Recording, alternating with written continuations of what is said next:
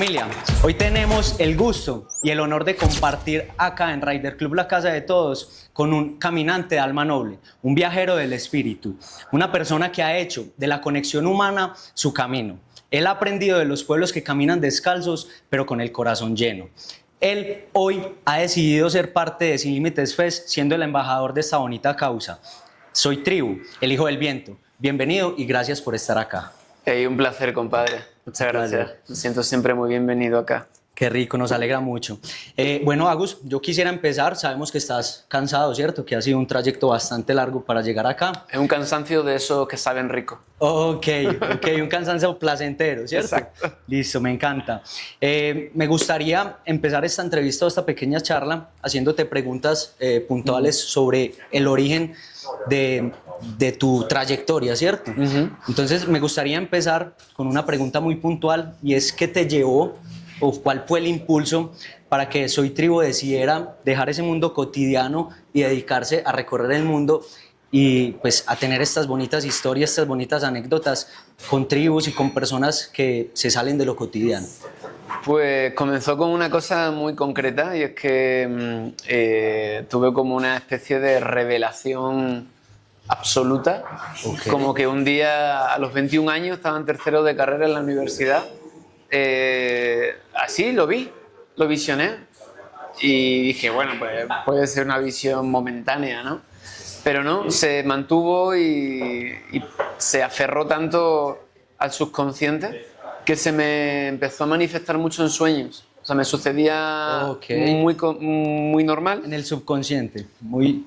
Que me despertaba en la mañana y decía, hostia, otra vez he vuelto a soñar con que estoy por ahí con una moto. Yo no tenía ni moto grande ni nada, ni siquiera era motero de salir a rutear. Me manejaba en Madrid con una moto por logística. Y se repetía y se repetía y se repetía y aumentó la frecuencia y la intensidad. Y con el tiempo se convirtió en una obsesión. Pasaron 7 años. En esos 7 años como que tuve tiempo para pensar qué estaría haciendo más allá de viajar en moto, ¿no? O sea, ¿haciendo qué? O sea, ¿con qué propósito? Y en el último año fue que se terminó de definir que sería viajando en moto, pues conociendo culturas y sobre todo pueblos originarios, comunidades nativas. ¿Sentiste en algún momento miedo? ¿Cierto? Miedo como a mostrar tu parte más humana, ¿sí? Porque cuando mostramos nuestra parte humana quedamos más vulnerables, por decirlo así, a la sociedad, ¿cierto? Claro, aquí son dos cosas, ¿no? Una son los miedos previos de lo desconocido, no sabía bien a qué venía América, a qué me iba a encontrar, qué tan peligroso no era. Y el otro miedo es al de mostrarse uno como es mientras te grabas, ¿no? Y ya no solo en situaciones de un miedo, sino de simplemente mostrarte como tú eres realmente. Okay. Y bueno, pues fui viendo que era un proceso que al principio, pues como no lo has hecho nunca, te cuesta un poco más. Y hay situaciones un poco más forzadas o que tú sabes que no estás siendo del todo tú, que te estás adaptando a un discurso frente a una cámara, pero luego con el tiempo es muy difícil huir de ti mismo, o sea, de quién eres realmente, ¿no? Y la cámara se relativiza y comienzas a mostrar una parte mucho más auténtica de ti. Al menos así yo lo viví. Y los miedos luego, respecto a los miedos en general, se han seguido manifestando y se seguirán manifestando. Lo que pasa es que se gestionan mucho mejor. Claro. O sea, si es una situación extrema y límite, es muy difícil que el cuerpo no te avise de que estás en peligro. O sea, y eso se manifiesta en adrenalina, no sé, en sequedad en la boca, en que estás 3 noches sin dormir porque te han parado en un sitio. Por ejemplo, contame un poquito de esa historia en Alaska que pues todos vimos que te quedaste atascado, ¿cierto? Que la moto ¿La del río? Sí, o sea, ¿cómo fue la experiencia en ese momento? ¿Qué sentías? Fue una materialización de la estupidez absoluta. También de la inteligencia, porque volver para atrás era más peligroso. O sea, había una alta probabilidad de caerme por el precipicio. Y como me habían dicho que eran 50 metros, dije, volver no voy a volver. Y me da mucha cosa tener que avisar que me vengan a rescatar sin que realmente... O sea, tengo que tener una buena causa y tengo que intentarlo, ¿no? O sea, el intento Que lo siempre intentaste como... hasta el final. El intento como base, o sea, el intento como filosofía. De, bueno, si me caigo, se rompe, me quedo aquí, ahí ya veo qué hago, pero al menos inténtalo, ¿no? Entonces, bueno, lo intenté y no salió bien. O sea, Te tuvieron tocó que alzar la rescatar. mano y pedir ayuda. Sí, pero ahí pasé miedo más que nada porque pensaba que se me iba a caer la moto y creo que se habría roto la moto, pero sobre todo habría perdido todo El el disco duro, equipaje. los equipos electrónicos. Ok. O sea, habría sido un desastre. No podría, o sea, estos vídeos de ahora no estarían saliendo. Ok, qué bueno que estás acá, parce, y que todo salió perfecto. Sí, sí, sí, qué bendición. Bueno, ¿qué encontró tu alma en esas primeras interacciones con tribus que afuera en el mundo cotidiano nunca habías encontrado? Yo creo que al inicio, cuando tienes los primeros contactos reales con, ya no solo con gente de comunidades indígenas, sino con gente que porta el conocimiento de las comunidades indígenas que tal vez no son necesariamente indígenas, Ok. primero lo observas desde tu prisma con el que te manejas en el día a día. Es como que no es que no inmediatamente, al menos yo lo viví así, no inmediatamente, ¡pum! Es como, pues la sociedad a la que pertenecemos nos hace ser muy, Como muy lineales. ok, muy pues seguir un solo lineales y muy pensamiento. metódicos. Ok. ¿No? Entonces, claro, creo que muchas de las cosas que se aprenden o que te muestran y te comparten requieren otro sistema de entendimiento. Gestionarlos de una manera diferente. Exacto, o sea, necesitas empezar a entender y comprender de una manera diferente para poder entender y comprender lo que te están diciendo. Aprender a desaprender también. Claro, porque si es desaprender un poco o aprender un método aparte, porque desde el tuyo te quedas muy en la superficie. Ok. Entonces, yo creo que lo que más me tocó a un inicio era el decir, uff, tengo que cambiar mi sistema de pensamiento. O sea, Cambiar el chip. el chip por completo, el recorrido que siguen los pensamientos en mi cabeza, hay que buscar otro recorrido. Porque son otro tipo de cosas que hay que procesar, ¿no? Listo, súper. Bueno, continuamos con una pregunta que para mí es muy valiosa y es, ¿qué es lo más valioso, qué es lo que más te ha gustado o que te han enseñado las tribus indígenas en cuanto a libertad, el cuerpo y la diferencia? Hablo de diferencia de pensamiento, diferencia de físico, ¿cierto? De creencias. Dependiendo de la comunidad de la que se hable, varía esto, ¿no? Eso no, sí hay muchas similitudes entre los pueblos originarios de América, pero creo que en estos tres aspectos en concreto puede variar según donde estés. Digamos, concentrémoslo más Latinoamérica. Sí, sí, sí. En Latinoamérica, respecto a la libertad, yo creo que en general aceptan mucho al diferente. Entonces ya se mezclan dos ya, ¿no? Libertad y diferencia. Creo que, por lo que he observado, por ejemplo, hace poquito estuve en el Guainía Sí. y estábamos visitando una comunidad cubeo, que no son del Guainía, son del Baupés, pero se tuvieron que desplazar por el conflicto. Y se asientan en un territorio indígena que es eminentemente ticuna y puinabe. Y no hay problema. O sea, Todos conviven tranquilos, sí, o sea, en paz, en claro, armonía. exacto. Entonces, en ese sentido, creo que al menos los indígenas, hacia los indígenas, hay una libertad bastante grande. Es verdad que luego históricamente siempre también ha habido guerra, porque es un patrón humano que se repite, ¿no? Pero, no sé, respecto a la libertad, creo que son bastante libres de pensamiento, de forma de obrar, evidentemente siguiendo costumbres, tradiciones, formas, pero tal vez no hay un molde tan radical como el que podemos tener en otras partes del mundo. Y respecto al cuerpo, ahí es donde más varía, Okay. porque ahí sí entramos en un universo de posibilidades, según la comunidad en la que se hable. Ok.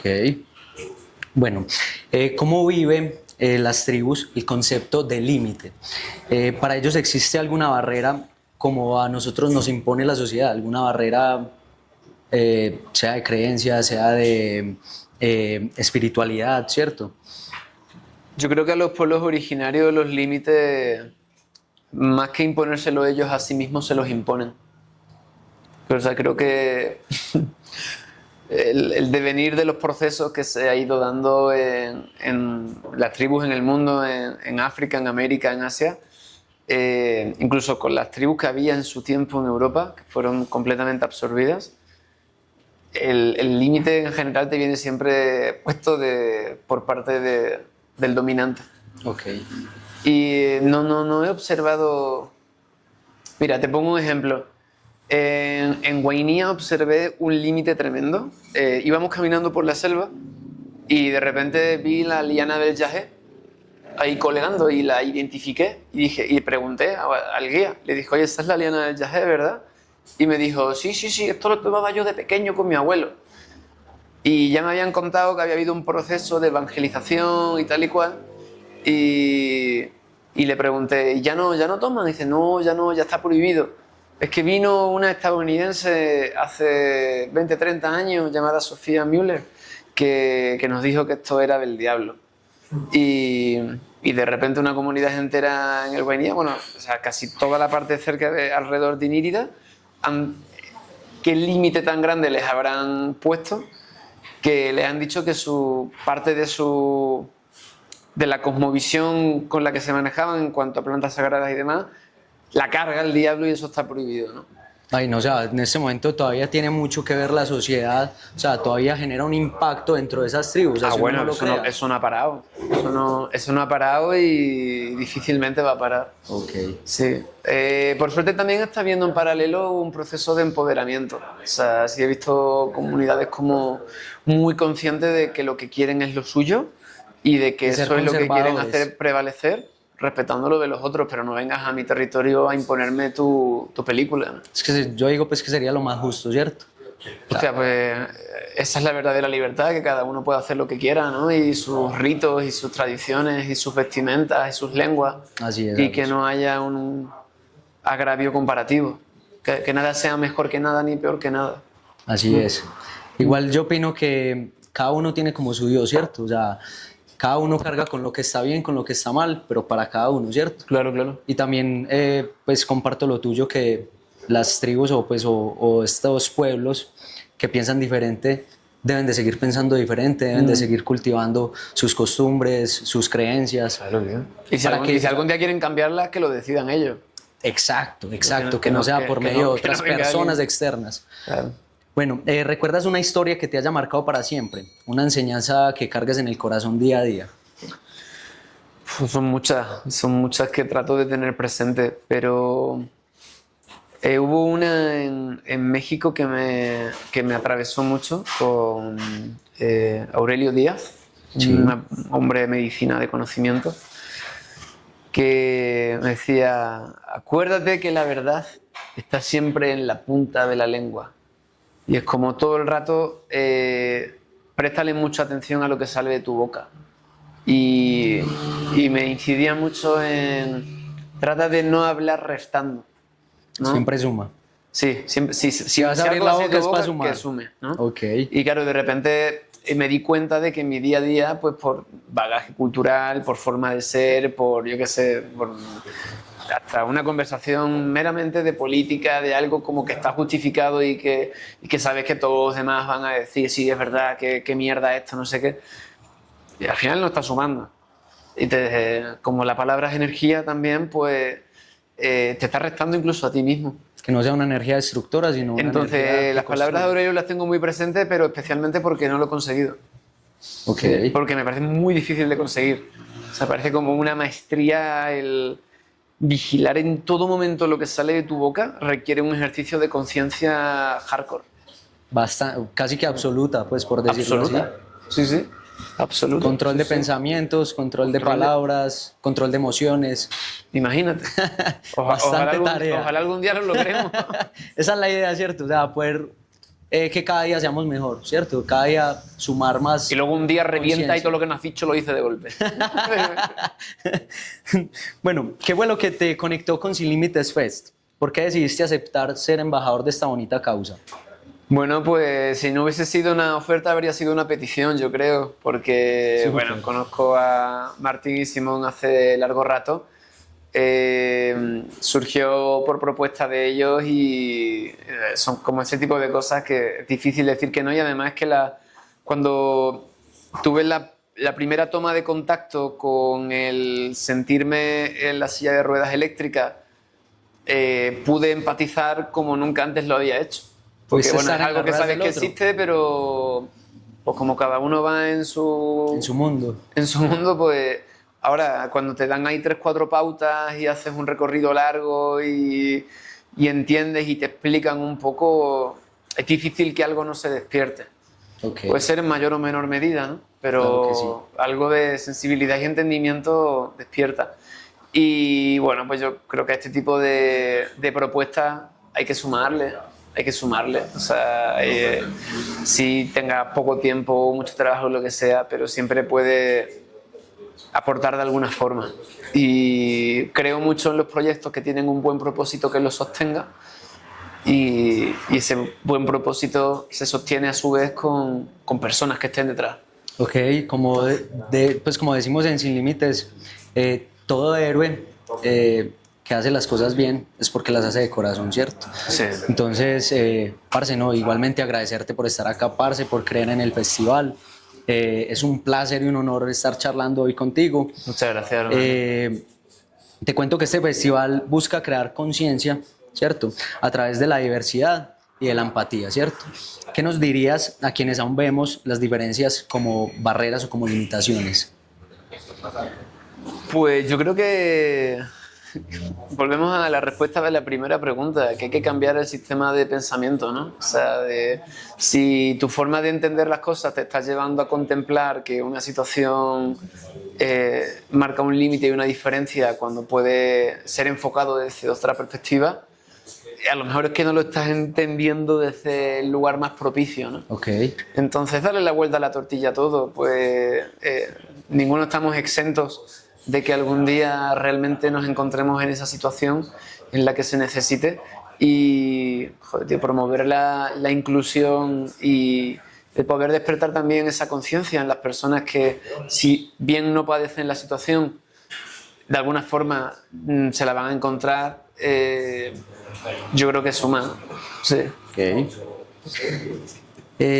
Si pudieras compartir solo una enseñanza con las personas que estamos acá, que sienten que no encajan, ¿cuál sería? que, que no hay nada más hermoso que lo diverso, ¿no? Y que parece como que estamos programados para pertenecer a un segmento, a un grupo, no sé, a que nos encasillen, a que nos cataloguen, a que tengamos un nombre y un apellido, ¿no? Nunca mejor dicho, de tú eres esto, por esto, por esto y por esto, ¿no? Y que curioso, porque la visión humana tiene como una gama de colores, pero en realidad hay muchos más. Y hay otros animales que los ven. Hay Ok. animales que ven menos. Y nosotros tenemos la que tenemos, ¿no? Entonces, busca tu pantone. ¿Sabes el pantone? ¿Sabes lo que es? Sí, ok, claro que Busca sí. tu pantone y qué maravilla ser ahí un almohadilla 3 números, no sé. Qué maravilla ser diferente. Qué maravilla ser diferente, ¿no? Sí, es que yo creo que el ser diferente debería ser contemplado como una virtud, porque más allá hay mucha. Y parecerte a algo, o sea, que tampoco lo critico, o sea, si al final somos tantos que también es difícil diferenciarse, pero yo lo veo como una ventaja más que como... Como una desventaja. Sí. Ok. En pocas palabras, ¿qué es para ti una tribu? Y si crees que nosotros con el festival y con todo lo que estamos haciendo estamos generando o creando una tribu.